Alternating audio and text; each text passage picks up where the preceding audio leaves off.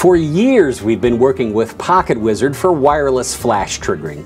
We have their Mini and their Flex for wireless TTL, and their pricey Multi-Max for the large shoots with multiple strobes and for triggering cameras plus flashes remotely at the same time. And we have a few of the entry-level Plus 2s around here as well. They all work fine. And here comes Pocket Wizard with a brand new Plus 3 that is their low-cost trigger that has some interesting features on them. But my Pocket Wizards work just fine. Why would I want to bother buying a Plus 3? And what kind of photographer will be happy with a Plus 3 if they do buy it? And which photographers will be disappointed with this bargain-priced Pocket Wizard? Let's test them out and see with this product's vital signs. I'm Will Crockett. I'm a pro photographer, owner and chief tech advisor of a few large photo websites. I've worked as a consultant to some huge companies in the photo industry, and I even get to report my latest photo fun facts to the great men and women who work in the Pentagon. And now I'm learning the next generation of cameras in my migration to mirrorless.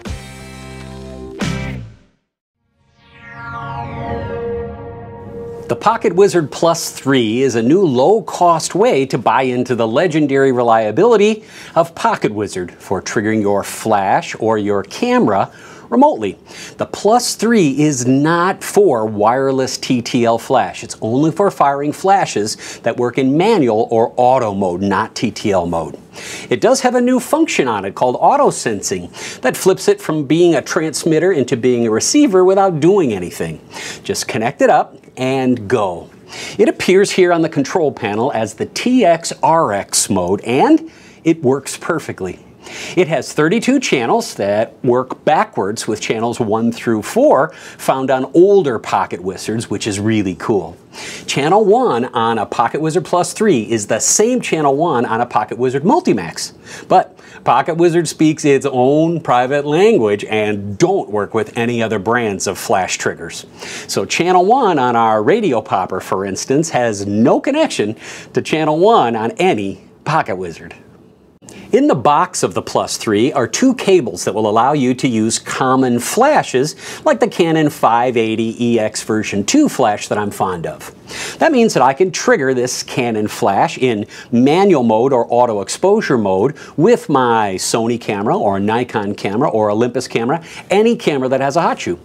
Also, the quad zone triggering function that's been brought down to the Plus 3 from the upper end Multi-Max system is found on channels 17 and higher, and it allows you to use multiple strobes all on one shot. Say you may want to fire or may not want to fire one particular strobe on a shot, it's easier to turn those on and off right from the camera using those zones. Now, I've been shooting this way for years, and this advanced feature on this bargain Plus 3 works really well.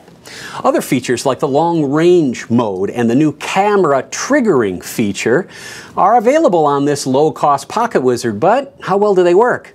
Let's start by testing the range of the Plus 3. As readers of ShootSmarter.com know, I've personally tested or owned a wide variety of wireless triggers, from Quantum FreeXWire to Radio Popper to Elinchrom Skyport and, of course, Pocket Wizard. Each really has its own place, and they're all good products. Now, those low-cost import eBay kind of triggering solutions we have used, but they don't work. Now, Pocket Wizard is known for long-range triggering, and this Pocket Wizard Plus 3 claims a range of 1,600 feet. Now, you're probably never going to need to place a flash 2 city blocks away, but if you do, will the Plus 3 really trigger that far? Well, kind of.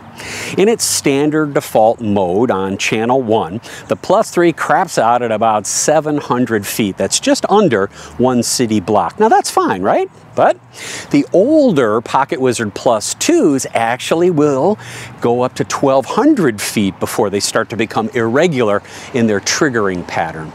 Now, if you put a Plus 3 into its LR or long range mode, whoop, it jumps up to 1,500 feet worth of triggering, no problem. Now it does depend on how it's positioned, on how well the long range works. For instance, if you have your camera pointing back behind you and your flash with the receiver is up here, it's not going to work very well at very long distances. In your studio and stuff, it'll be fine. But the downside of using the LR mode is that it's only available on channel 17 and higher. That means it's not going to work on your older Pocket Wizards that only go to channel 4. But if we base the Pocket Wizard Plus 3 on its own performance, I gotta give it a 7.2 on a 10 scale. Now what about ease of use? Outside in the country or inside most photo studios, there's not a lot of interference that would cause a wireless flash trigger to not work. But I shoot a lot in the city and in large factories where there's interference everywhere. One spot in particular gives us fits, and that's Lower Michigan Avenue in the heart of Chicago. It's right by the Chicago Tribune newspaper, WGN radio, and 2 television stations. We've had wireless trigger systems fail there for the last 20 years. So let's set up a shot there with a couple of flashes, and I'll use one of my favorite mirrorless cameras, and we'll spread those lights kind of far apart in a really tough environment, see if we can get those Pocket Wizards to fail. Lighting on this shot is going to be 2 T5DRs from Quantum, connected to a Pocket Wizard Plus 3 on channel 21, and they're powered by Quantum turbo batteries. They're both on stands, but you'll see one, of course, is our front light, our main light. You see it there on the left. You also see my shooting position. Camera-wise, that is a Sony Nex 7, ISO 1600, with an 18 to 200 millimeter lens on it. On top of that, you got it, Pocket Wizard Plus 3, also set to channel 21. This front light gives us really nice light on our subject, right? See, that light is nice and high, so it's pointing down, making Jesse look tough. Now back on the car, we've got a second light off to the left that points back towards the car. Kind of helps us simulate the daylight that should be coming back from those windows, but it's not.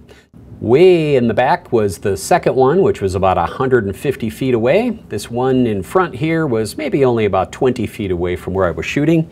And we had zero, that's 0 triggering failures. Every one of the 268 shots I fired had both lights trigger. That tells me it works like a champ.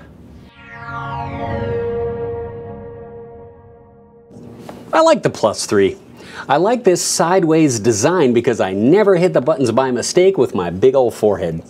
And I can easily extend my left finger to tap the test button while still looking through the camera finder. I like how it works, and I really like the value for the money. I don't like the LR mode. Sure, the extra range is nice on occasion, but using the LR mode lowers the flash sync speed, and it forces you to use, another Plus 3 that's in LR mode. What kind of photographer would want to use this particular Pocket Wizard? Any photographer that wants an affordable, flexible triggering system for a DSLR, a mirrorless, or even a point-and-shoot camera. If you shoot groups or kids with a remote in your hand to fire your camera, this is a step up for you. It's got a 2-stage fire button that lets you press it halfway down to tap your camera awake, and then press it all the way down to release the shutter. It's just like the shutter release on your camera. That's a big plus. What kind of photographer would not benefit from this flash trigger? If you want wireless TTL flash, this is not the one for you. Take a look at the Flex and the Mini from Pocket Wizard, or if you're a Q-Flash user, look at the FreeX Wire for great wireless TTL. Also, long-range photographers who have those lights way away, you're probably better off with the Pocket Wizard Multimax or the Pocket Wizard Plus 2 because of the longer range. Overall, we base our ratings on product performance first, ease of use second, value for the money third, and we give a little thought to some of the more exotic features and functions that most photographers really won't use but look cool. Mix all those up, we give the Pocket Wizard Plus 3 an 8.4 on our 10 scale of all things on the Willow meter.